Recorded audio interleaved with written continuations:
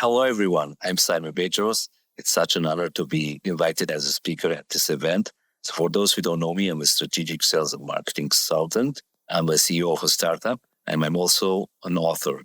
I wrote the book, The Perfect Closing Script, the simple 3-step process to effortlessly close more sales.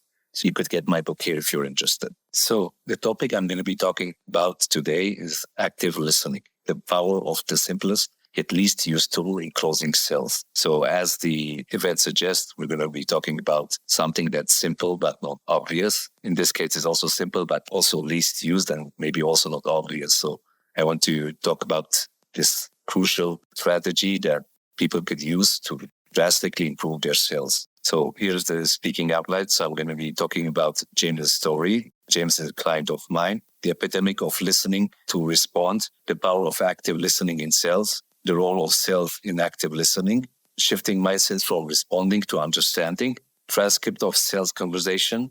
I have a sales conversation which I will play and we'll look at the transcript exactly, seeing what has been done right in that sales conversation. And the one is the paradigm shift. We'll go over what's the actual paradigm shift with this technique, why you should use it. Call to action. I have a challenge for you. I'll talk about my book and how you could reach out to me. So let's start with James' story. James was a consulting client of mine, a mentoring client, I would say, of mine, who was having really struggled with closing sales. Once I examined James's sales calls, I saw his problem. James was jumped into his pitch of his product. He didn't take the time to understand the client's concerns. Like he would just all about pitching the features and benefits. And this caused him to miss the opportunity to ask questions and get deeper into understanding his client's concerns and problems and actually making him a trusted partner in solving the client's problem. The problem with James's approach was he didn't use active listening, which caused him to fail to empathize and acknowledge the client's frustrations. So the course of not actively listening.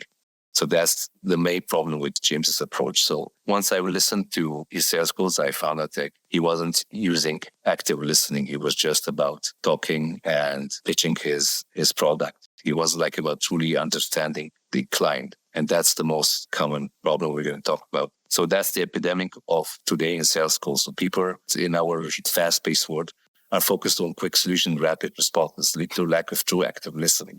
So people today are actually hearing and not listening. There's a difference between hearing and truly listening. The mindset that thinking that the client, that you know what the client needs, leads to misunderstanding, missed opportunities, and creating distance with clients. So there's this common misconception with salespeople thinking that they know what the client needs. So instead of actually listening, they come with these preconceived notions of thinking what the client needs or wants, and they just pitch them and without asking questions and listening. And it creates this distance with the client where the client thinks this is just another sales call. Why am I even on the call with this guy? And they try to find an excuse to end the call and move on. So that's a big problem. So by prioritizing active listening to respond, sales professionals can build strong relationships, understanding clients' needs on a deeper level and tailor their solutions accordingly. So when you're actually listening to a client, you get a bigger picture of what exactly they're looking at. You build this bond with the client, with the prospect, so they actually feel like you are the one who's going to help them to find the solution for their need. So this is very important. So what's the power of active listening in sales? First of all, it builds trust. Active listening allows the client to feel heard, which builds trust between salespeople and the client. When the client really feels that he's listened, he really trusts you. So that's the main problem with people who are not using this technique. Second, it uncovers their deep concerns. So by actively listening, the salespeople can uncover deeper concerns and desires that a client may have. And the third one is active listening provides insight into the specific needs and desires of the client. So when you're actively listening, you get insight into their world. You understand what's really bothering them. That's really important. So you really get into their worldview and understand what's the thing that's actually bothering them, how you could help them, and what's the right solution you could offer to them. In a shifting mindset from responding to understanding. So the thing with active listening, we are shifting actually from mere responding, which is the problem with more salespeople. So more salespeople today listen to respond, not to understand. So the client really wants to feel understood. That's a thing here. So what are the techniques to cultivate active listening? First is asking questions, open-ended questions, and probing questions can help you gather more information and understand the client's needs and concerns. So what are examples of open questions? So what awesome open question would be, could you show me an example, like how this is affecting your business, how this problem is costing you money? So you're actually asking questions to dig deeper and understand what's happening. So what's really frustrating them.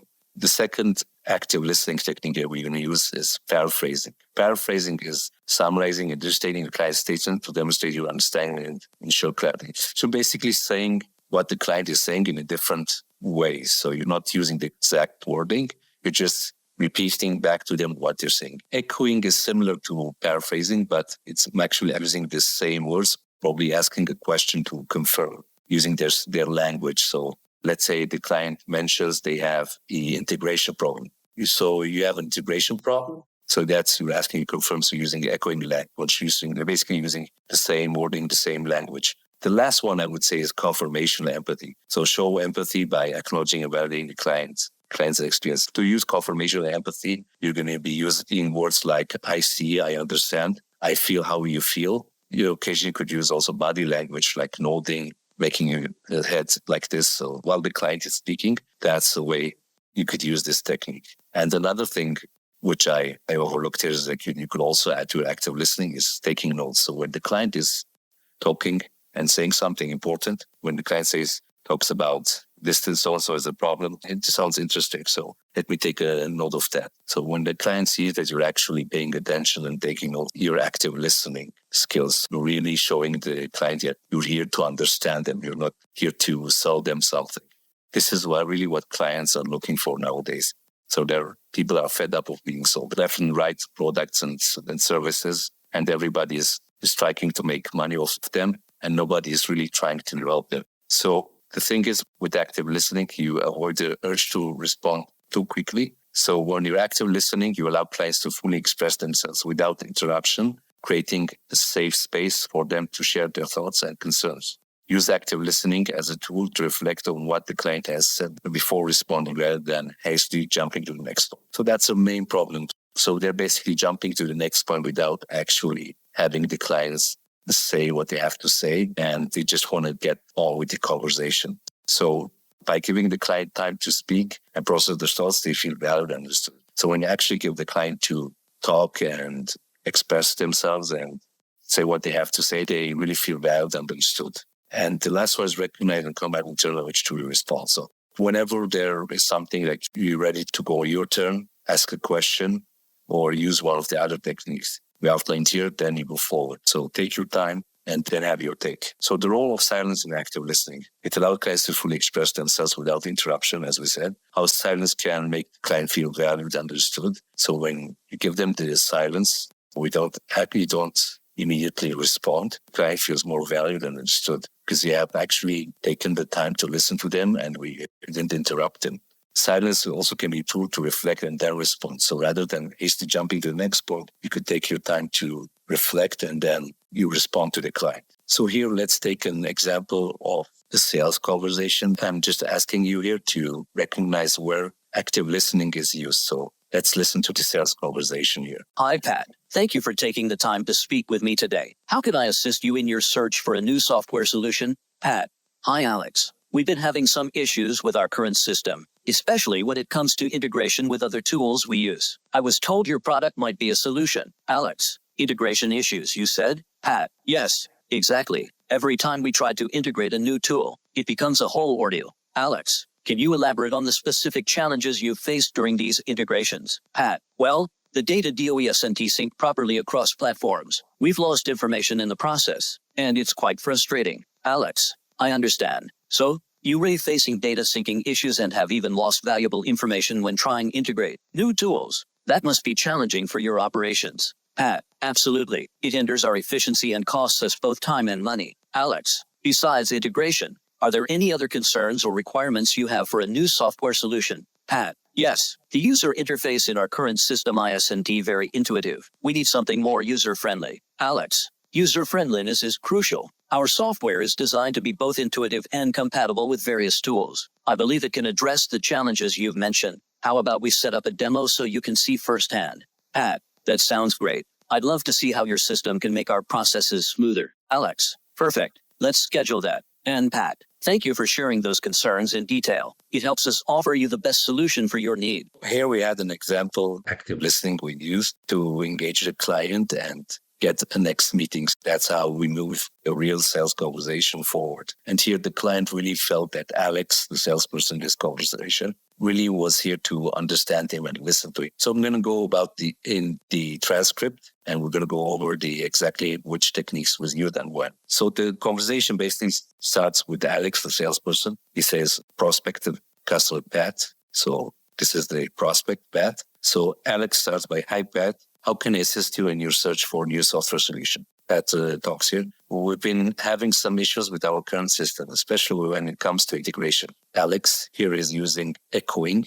integration issues, you said? Pat, yes, exactly. Every time we try to integrate a new tool, it becomes a whole ordeal. Here, Alex asks an open-ended question, active listening technique. Can you elaborate on the challenges? Pat, well, the data doesn't sync properly across platforms. We've lost information in the process. Alex, paraphrasing, so you're facing data syncing issues? That must be challenging. Pat, absolutely. It hinders our efficiency and costs us both time and money.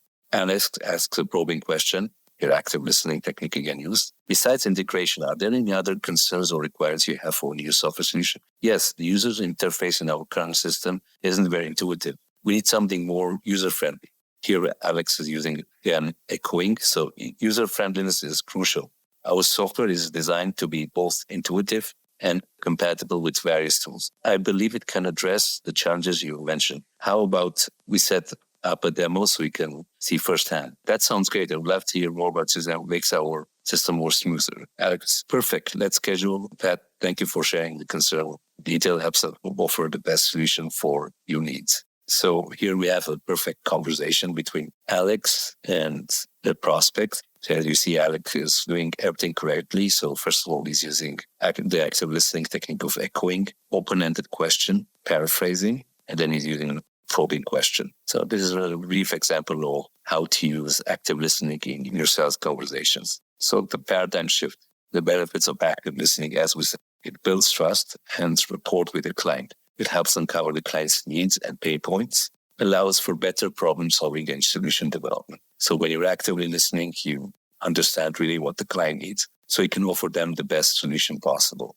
And lastly, of course, that's what it's all about. It increases the likelihood of a successful sale. So when the client actually feels listened, so you actually understand and get them through using the active listening techniques, it increases the likelihood of a successful sale. So that's the main thing with active listening and why it's the most important technique, I would say, in sales. Call to action challenge. So my challenge is the next time when you on a sales call, use the active listening techniques we talked about. First of all, consciously practice active listening in your next sales conversation. Observe the difference it makes in building trust, uncovering needs, and deep concerns and tailoring solutions. Share your experiences with our team further enhance your sales approach. So you can share it with your colleagues and everybody around. So how it has made a difference in your sales conversations. So lastly, before I sign off, I want to talk again about my book. If you guys are interested to learning more, so you could get my book, The Perfect Closing Script. The key elements in the book are about cultivating a winning sales mindset, establishing rapport and building trust with clients through using active listening and the other techniques that we talk about in the book, identifying the client's needs and desires through active listening, and presenting a tailored solution that makes the client's specific requirements. Yes, we learn about how to uncover what the client needs through the 3-step process that I have in the book. That's the core of what the book is based about. We use the 3-step process for our sales conversations. So in the last part, we're going to learn about how to handle objections and how to turn objections into opportunities with persuasive and relevant responses. If you're interested, you could reach out to me through LinkedIn and you could ask me any questions you have about this topic. And I'll be really glad to help you out. And thank you for being here and listening to my presentation. Really glad to be at this event. So Bye-bye. Hope you enjoyed this speaking and you learned something here.